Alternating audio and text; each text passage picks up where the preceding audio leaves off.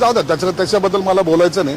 असे फार येतात फार जातात, मी त्याच्यावर काय एवढं 25 वर्ष शिवसेनेचा झेंडा माहिती देखील त्यांनी दिली आहे. अहो आता त्यांना जाऊ द्या, करू द्या ना, काय करायचं, जे काही लिगल असेल ते पाहिल ना मी.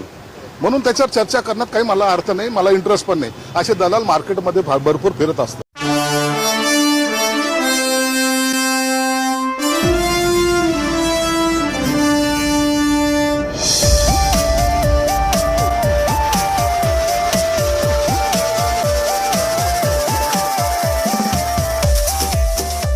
असं काही नाहीये. बावनकुळे हे माझे चांगले मित्र आहेत.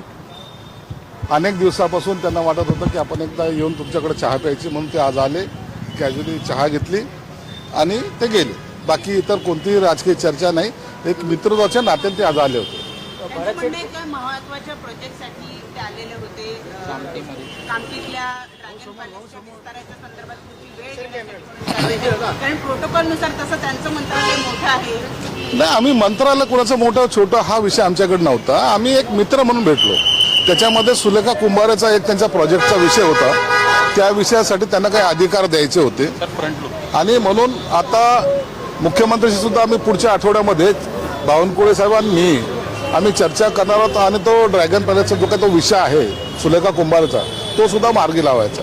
निधीला घेऊन काही नाराजी नाही, निधीची काही नाराजगी नाही. काल माझं अजितदादांशी सुद्धा कॅबिनेटच्या पहिले त्यांच्याशी भेटही झाली, त्यांच्याशी बोलणं झालं आणि त्यांनी मला आश्वासन दिल्याप्रमाणे काल त्यांच्या फायनान्सचे जे काही ओपी गुप्ता आहेत त्यांना त्यांनी निर्देशही दिलेले आहेत. काल गोगावले म्हणतायत की अजितदादांनी शिवसेनेच्या मंत्र्यांशी चर्चा करून निधीबाबत निर्णय घ्यावा.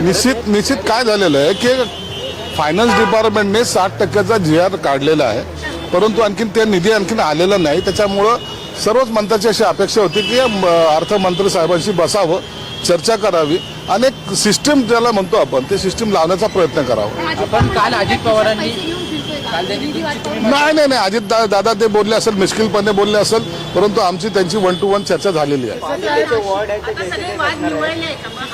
आता सध्याला आमचे कोणतेही वाद नाहीत आणि जेव्हा एकमेकांशी संवाद होतो त्यावेळेला या वादाला अर्थ राहत नाही. शिवसेना साहेब प्रभाग रचनेचा एकंदरीत संपूर्ण निवडणूक आयोगाने काढलेला आहे. जेसीबी कशी परिस्थिती देण्यात आली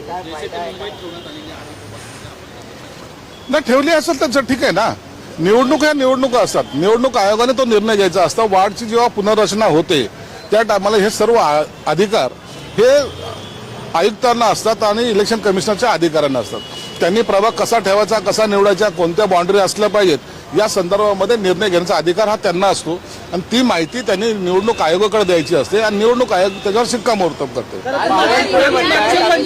मागचे 25 वर्ष शिवसेना दलील सातत्याने गेले 3-4 दिवस तुमच्यावर आरोप करतात वेगवेगळ्या मुद्द्यांना घेऊन आणि ते वेगवेगळ्या लोकांकडे बैठकांसाठी सुद्धा.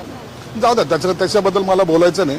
असे फार येतात फार जातात, मी त्याच्यावर काय एवढं 25 वर्ष शिवसेनेचा झेंडा माहिती देखील त्यांनी दिली आहे. अहो आता त्यांना जाऊ द्या, करू द्या ना, काय करायचं, जे काही लिगल असेल ते पाहिल ना मी. म्हणून त्याच्यावर चर्चा करण्यात काही मला अर्थ नाही, मला इंटरेस्ट पण नाही. असे दलाल मार्केटमध्ये भरपूर फिरत असतात. मागचे 25 वर्ष शिवसेनेचा झेंडा महापालिकेवर आहे, पण यंदा मुंबई महापालिका लढणार की स्वबळावर लढणार यावर आता आणखी कोणतीही चर्चा झालेली नाही. आम्ही महायुती म्हणून लढण्याची आमची सगळ्यांची मानसिकता आहे. या संदर्भामध्ये देवेंद्र फडणवीस साहेब असतील, एकनाथ शिंदे साहेब असतील किंवा अजितदादा हे बसून निर्णय घेणार आहेत. म्हणून त्या बाबतीमध्ये कोणताही निर्णय आतापर्यंत झालेला नाही. वाद झाला तर आम्ही एकमेकांच्या विरोधात ते काय बोलले ते मी ऐकलेलं नाही, परंतु आम्ही माहितीमध्ये लढणार आहोत.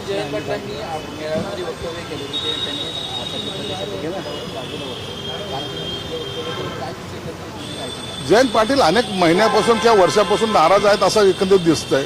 त्यांच्या पक्षामध्ये त्यांची काय कोंडी होत असेल तर त्याची कल्पना नाही, परंतु जयंत पाटलाचं मन तिथं रमत नाही हे वस्तुस्थिती आहे. नाही, हे वरिष्ठ पातळीवर चर्चा होतात, याबद्दलची माहिती मला नाही.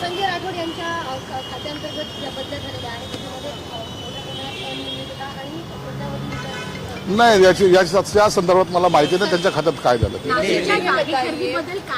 अहो तुम्हाला काय पडलंय त्याच्याशी, एकदा होऊ द्या ना, त्याचं होऊ द्या. तुम्ही NDTV वाल्यांनी ते काही मोहीम ठेवली ना ती आम्हाला कळतंय.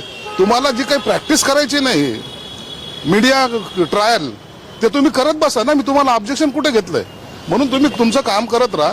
जे काही जेव्हा तोंडावर पडेल ना त्या टायमाला सांगेल मी त्यावेळेला.